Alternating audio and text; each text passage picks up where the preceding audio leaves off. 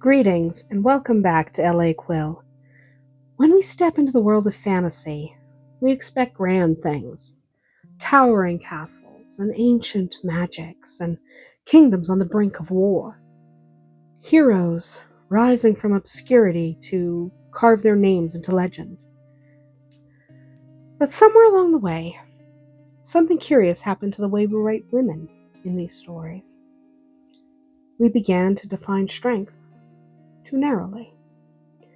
Strength became a sword, a raised voice, a refusal to bend. And while those things can absolutely be powerful, they are not the only forms power can take. Yet again and again, we see female protagonists shaped to fit a very specific mold. A hardened warrior, the emotionally distant fighter, the woman who proves her worth by matching the men around her blow for blow. There's nothing wrong with a woman who fights. But when that becomes the primary, or worse, the only way we allow her to be strong, we lose something far more interesting. We lose her humanity. Because strength, real strength, has never just been about force. It has never been just about who can swing harder, or shout louder, or endure more pain in silence. Strength lives in quieter places. It lives in decisions, in resilience, in the ability to keep moving forward when everything inside you is just telling you to stop. And when we begin to write from that understanding, everything changes. The first thing we have to confront is the illusion of the strong female character. For a long time, that phrase has been treated almost like a checklist. Can she fight? Good. Is she sarcastic? Better. Does she reject vulnerability? Thumbs up. But here's the truth. Strength is not a personality trait. A character is only tough.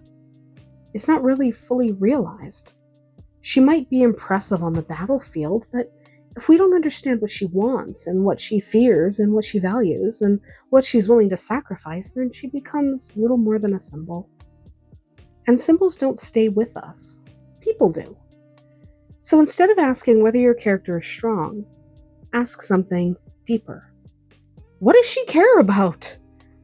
What is she chasing? And why does it matter to her? What would she lose if she failed? Because strength reveals itself in those answers. A woman who risks everything to protect her home is strong.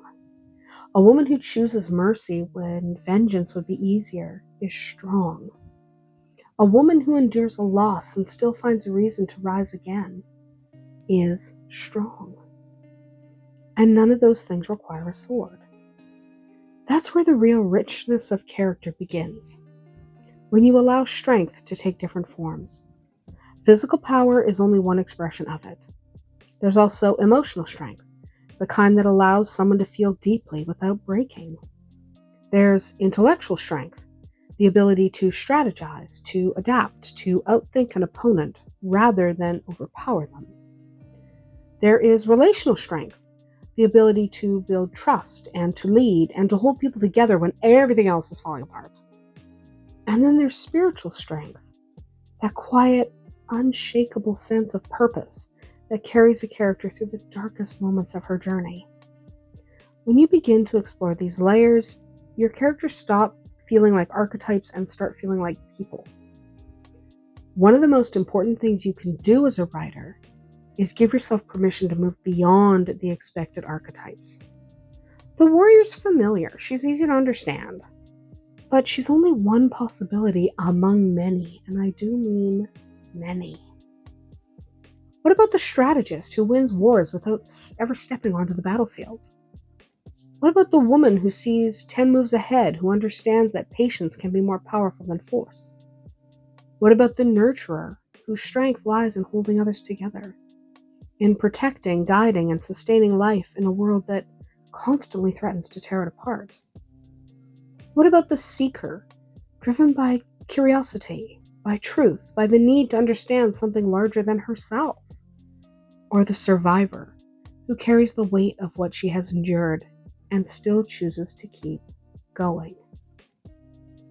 Maybe the outsider matters, the one who doesn't quite belong anywhere, and because of that sees the world more clearly than those who do.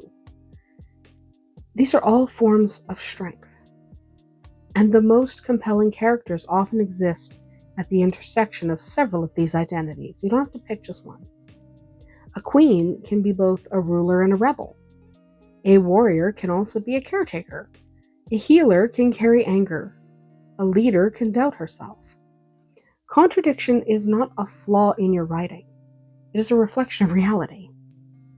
And that brings us to something that many writers hesitate to do, especially with female protagonists: flaws.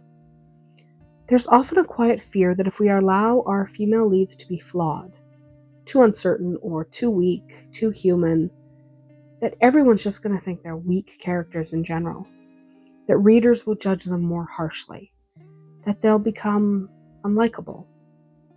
But perfection is not what makes a character compelling. Transformation is. Let her fail. Let her make the wrong decision. Let her hurt people she cares about, even if she never intended to. Let her carry doubt, insecurity, fear. Because those are the moments where growth begins. A character who never stumbles has nowhere to go. But a character who falls and chooses to rise again, that's something we remember. That's someone who feels real. The real characters stay with us long after that story ends. Another layer that adds depth to your female protagonist is her relationships. Fantasy often leads towards isolation. The lone hero on a long road, separated from everything familiar. But even the most independent characters are shaped by the people around them. Relationships are not a weakness. They're a source of tension, of growth, and of meaning. Let your characters love. Let your protagonist, your female protagonist, form bonds that challenge her, support her, and sometimes even break her. Friends and rivals and mentors and siblings, each of these connections reveals a different side of who she is. And yeah, romance can be a part of that, but it shouldn't be the only relationship that defines her. She has her own journey, her own goals, her own identity that exists whether or not another character stands beside her, whether or not she falls in love with him or her.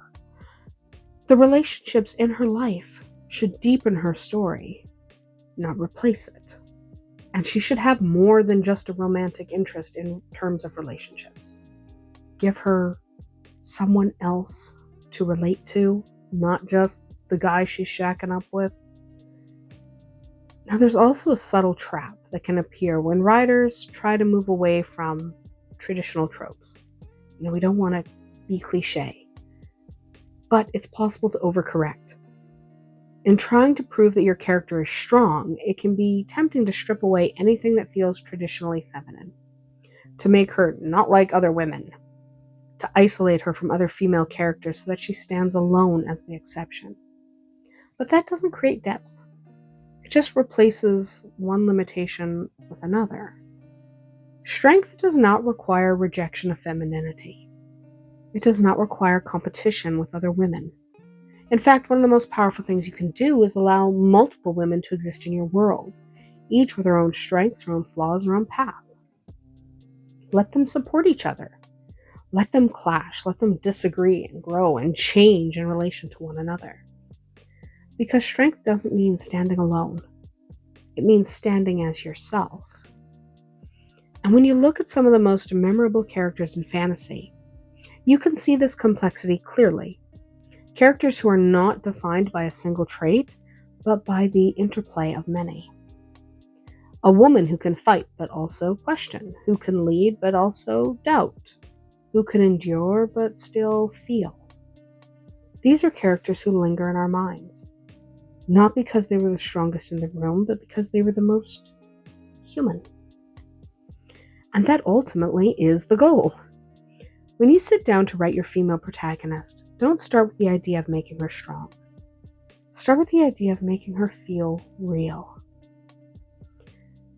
Give her a past that shapes her, for example. Give her desires that drive her forward. Give her fears that hold her back. Let her make choices, hard ones, and let those choices have consequences. Let her succeed, let her fail, let her grow. And when she does pick up a sword or cast a spell or stand her ground against something greater than herself, let it come from a place of purpose. Not because she needs to prove she's strong, but because she's chosen to act. That choice, that moment of agency, is where true strength lives. And when you write from that place, you don't just create a strong female character, you create someone unforgettable. And that's our tale from LA Quill today. What kind of female character do you find yourself drawn to? Or what ones do you struggle to write?